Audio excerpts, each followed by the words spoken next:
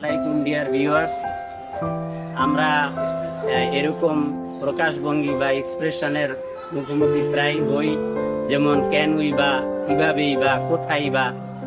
এগুলো ইংরেজিতে করতে গেলে ওয়ান আর এই ফ্রেজ বা শব্দগুচ্ছ যদি প্রশ্নবোধক বা ডাব্লিউএস ওয়ার্ডের পরে বসানো হয়, তাহলেই এই ক্যান উই বা কখনই বা কিভাবেই বা এরকম জোর প্রকাশক প্রশ্ন হয়ে যায়। তবে মনে রাখতে হবে, এক্ষেত্রে ওয়ান অর্থ উপরে হবে না এবং আর্থ অর্থ পৃথিবীও হবে না। শুধুমাত্র প্রশ্নে জোর দেওয়ার জন্য ডাব্লিউএস ওয়ার্ডের পরে আমরা ওয়ান আর্থ ব্যবহার করি।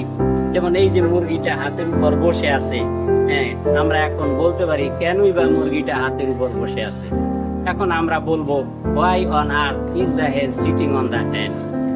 আবার কিভাবেই বা মুরগিটা হাতের উপর বসে আছে, how on earth is the hand sitting on the hand. এভাবে আমরা এই অন আর্থ কথাটি ডাব্লিউএস ওয়ার্ডের পরে বসিয়ে অনেক ধরনের এরকম প্রশ্ন করতে পারি। যেমন তুমি কেন এখানে আসলে, why on earth have you come here. এভাবে আপনাদের জন্য একটি প্রশ্ন থাকলো যে কখনই বা মুরগিটা হাতের উপর বসে আছে। কমেন্ট সেকশনে আপনাদের জন্য এটা থাকলো। যদি ভিডিওটা ভালো লাগে অবশ্যই লাইক, কমেন্ট, শেয়ার করবেন।